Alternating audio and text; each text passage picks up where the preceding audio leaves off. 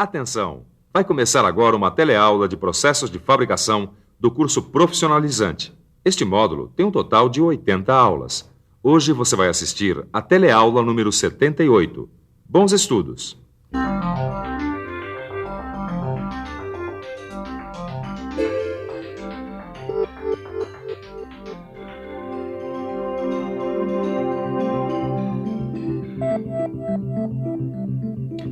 Dá uma olhada nessas peças aqui. Todas elas foram feitas com processos não convencionais de usinagem. Processos que aproveitam a capacidade que alguns materiais têm de reagir quimicamente com outros. A usinagem química e a usinagem eletroquímica, assuntos da nossa teleaula de hoje, são exemplos desses processos. Primeiro, você vai entender como acontece o processo de usinagem química e ver a crescente aplicação desse método em diversas indústrias modernas. Vai ver quais são os passos da usinagem química. Depois, vai conhecer o outro processo, o da usinagem eletroquímica. Os primeiros a utilizarem reações químicas para conformar metais foram os gravadores. Esses artistas empregavam e utilizam até hoje uma mistura de ácido nítrico e água para desoxidar e gravar metais. Essa solução recebe o nome popular de água forte e essa é a especialidade do seu Paulo aqui, que vai explicar para a gente como ela funciona. Bem, não tem segredo. Por exemplo, essa estampa em relevo. Você primeiro tem que saber quais as partes que podem aparecer e as que não devem aparecer na estampa. Como essas aqui, certo? Aí, você deve preparar a peça protegendo as partes que não podem ser corroídas. Depois você adiciona o ácido de modo a corroer somente as partes não protegidas. Daí, a outra parte, que é a figura que você quer que apareça na estampa, vai ficar em alto relevo. Puxa, realmente é um trabalho de artista. Só que, por mais bonito que possa parecer esse trabalho artesanal, na verdade, ele não atende às exigências atuais de um trabalho de usinagem industrial. Hoje em dia, é preciso obter formas, dimensões, arestas e estados de superfícies bem definidos. E isso, a usinagem química pode conseguir com a exatidão exigida. A indústria aeronáutica é uma das que mais vem se beneficiando com os procedimentos de usinagem química. O processo contribuiu para diminuir o peso das aeronaves, eliminando os materiais desnecessários das peças. Melhorou a relação resistência-peso, sem prejudicar a resistência mecânica das aeronaves. Os investimentos do setor aeronáutico ajudaram a desenvolver tecnologias para aplicar a usinagem química não apenas ao alumínio, mas também a outros metais, como o ferro, o aço, os inoxidáveis, o titânio e o tântalo. Mais recentemente, com o desenvolvimento da indústria eletrônica e da microeletrônica, a usinagem química recebeu um novo impulso. Peças precisas, delicadas, de pequenas dimensões, sem qualquer deformação do metal. Só a usinagem química atende a tantas exigências da indústria eletrônica. Os circuitos eletrônicos, por exemplo, são impressos em chapas fabricadas de resinas e revestidas com metal, geralmente cobre. Há mais ou menos 5 anos, as indústrias elétricas e de mecânica de precisão também aderiram à usinagem química. É ideal para produzir em série peças miniaturizadas, cada vez mais usadas na indústria. E muita coisa nova vem aí pela frente. Novas necessidades vão surgindo e novas tecnologias vão sendo desenvolvidas. Mas vamos agora ao princípio básico. A usinagem química consiste em submeter certas partes de uma peça metálica à ação de uma substância corrosiva. Por isso, o que nós devemos fazer para proteger as partes que nós não queremos submeter a essa substância agressiva? Vamos pensar um pouco? Vamos pensar um pouco. Bem, para proteger a parte que se deseja, vamos ter que cobrir com algum material resistente à substância corrosiva. Ou seja, temos que fazer uma máscara sobre a peça com esse material insensível, seguindo as formas e as dimensões desejadas. Daí, durante a usinagem, essa parte não é corroída, fica em alto relevo, com o desenho que tínhamos planejado. Antes de mais nada, temos que preparar a superfície de metal. Ela deve estar limpa, bem limpinha, livre de qualquer gordura. Se você quiser, pode passar uma lima ou uma lixa. Um atrito de leve garante a aderência da máscara. E uma boa aderência garante uma boa usinagem. Bom, depois que está limpa, a chapa deve ser protegida de toda a poeira e deve ser manipulada o mínimo possível, de preferência de luvas. Bom, para fazer as máscaras, existem vários materiais que são utilizados, como plásticos, borrachas e resinas fotossensíveis. Eu estou usando verniz, que é o que eu tenho aqui na minha oficina. Esse é o gabarito da letra que eu quero gravar. Ele foi colocado sobre a placa e agora eu vou cobrindo com verniz. Assim, quando for para a usinagem química, a parte da letra protegida pelo verniz acabará em alto relevo.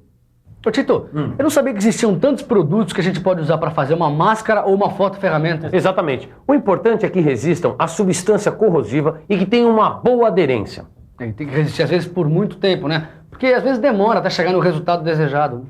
Agora, Caio, eu não entendi uma coisa. Por que as máscaras devem ter dimensões diferentes do modelo desejado? Bom, isso o Orlando já falou. A dissolução do metal nunca acontece de forma rigorosamente vertical. Um pouco da solução sempre penetra sobre a máscara. Por isso, as medidas das máscaras têm uma pequena diferença em relação às cotas finais desejadas. Para fazer esse cálculo, devemos levar em consideração a espessura a dissolver, o tipo de metal e o meio corrosivo que o trabalho será feito. Aí, chegaremos a uma determinada velocidade de dissolução.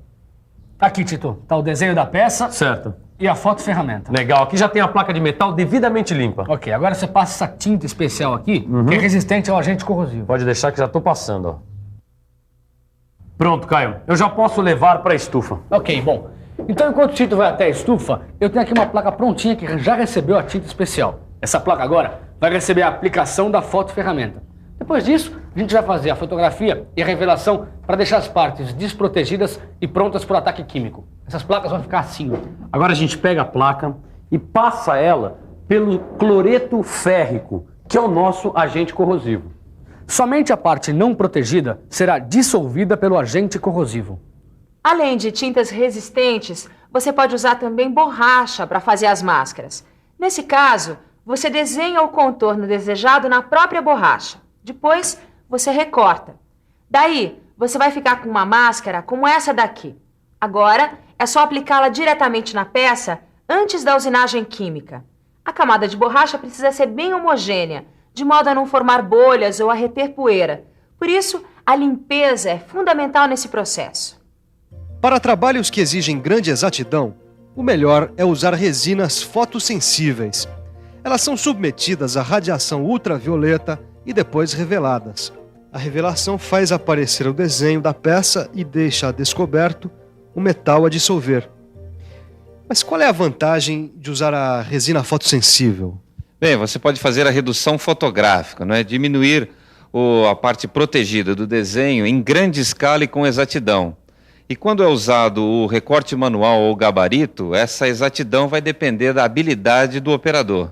Certo. E depois de revelada, a peça já está pronta para usinagem? Não. É recomendável deixar a peça numa estufa, aquecendo a temperatura uniforme. Pode colocar também numa câmera de radiação ultravioleta. Acontece uma espécie de recozimento, aumenta a aderência e a resistência da resina aos ácidos, o que vai melhorar a qualidade do nosso trabalho. Agora sim, a peça está pronta para a usinagem. Olha aí, mais uma boa dica para você. Colocada a peça com a máscara na solução agressiva, o cloreto férrico vai reagir em contato com o metal. A gente usa soluções alcalinas para o alumínio e para o aço. Agora, a gente usa substâncias ácidas para usinar níquel e o cobre. E depois da usinagem, a peça deve ser cuidadosamente limpa. Bom, em alguns casos, a peça deve passar por um escovamento mecânico seguido de um banho. Agora, se a gente quiser trabalhar com material um pouco frágil, a gente recorre à limpeza por ultrassom. O maior inconveniente da usinagem química é que o recorte não fica rigorosamente perpendicular à superfície e que os ângulos não ficam bem reproduzidos. Muitas vezes nós temos que fazer uma, duas peças, enfim, várias tentativas até se chegar à regulagem definitiva. Mas, por outro lado, a usinagem química tem também as suas vantagens. Ela produz peças sem rebarbas, sem deformações e estruturalmente perfeitas. Se compararmos com a usinagem mecânica, a usinagem química é muito mais rápida, principalmente quando se trata de produzir peças frágeis e bastante complexas. Bom, entendido o que é a usinagem química, vamos ver agora o que é a usinagem eletroquímica, que se baseia na eletrólise. A palavra eletrólise vem da língua grega. Eletro quer dizer corrente elétrica e lise, quebra. Portanto, eletrólise significa a decomposição de uma substância por meio de corrente elétrica. A eletrólise ocorre quando uma corrente elétrica contínua é passada entre dois materiais condutores mergulhados numa solução ácida ou alcalina. Para entender melhor, vamos ver o que acontece dentro de uma célula eletrolítica. Numa solução aquosa de cloreto de sódio, os íons de sódio são positivos e os de cloro são negativos. A própria água tende a se dissociar em H+ e OH-. Quando há uma diferença de potencial entre os dois eletrodos, cria-se um campo elétrico que provoca os movimentos dos ânions negativos para o ânodo e dos cátions positivos para o cátodo. Muitas reações podem acontecer aqui dentro. Se colocarmos ferro, por exemplo. O átomo de ferro reage com a água, formando hidróxido ferroso e liberando hidrogênio. A retirada do material se dá átomo por átomo, conforme as leis de Faraday. Quanto maior a intensidade da corrente, maior a quantidade de matéria removida ou depositada. Essa quantidade é proporcional à valência a grama da substância. Por que valência?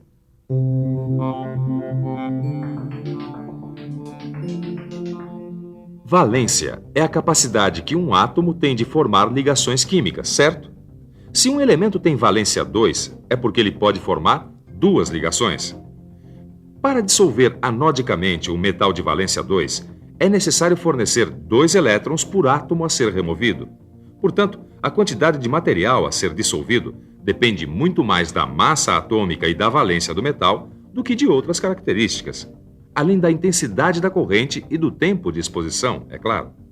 Vamos ver como tudo acontece à medida que o cátodo se aproxima do ânodo numa velocidade constante. Ou seja, a distância chamada gap vai diminuindo e a eletrólise vai acontecendo. Assim, reproduz-se no ânodo a forma desejada da peça. É lógico que existem máquinas de pequeno e de grande porte, e a escolha entre uma e outra vai depender do tipo de trabalho que se quer realizar. Mas uma coisa que é preciso se preocupar é com o eletrólito. Este líquido tem que ter algumas características fundamentais. Alta condutibilidade, tem que transmitir corrente elétrica e não formar produtos insolúveis que possam prejudicar o trabalho de erosão do ânodo. Qualquer depósito pode alterar a forma da ferramenta e afetar a sua reprodução, certo? Agora é hora da nossa revisão. E atenção, se liga aí que é hora da revisão.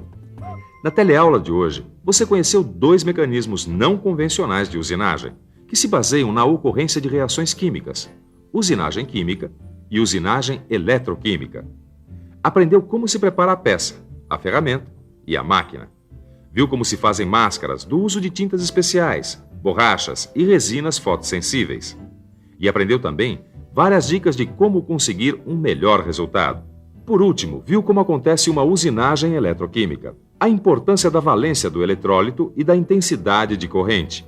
Bom, agora é com vocês. Bons estudos e até a próxima.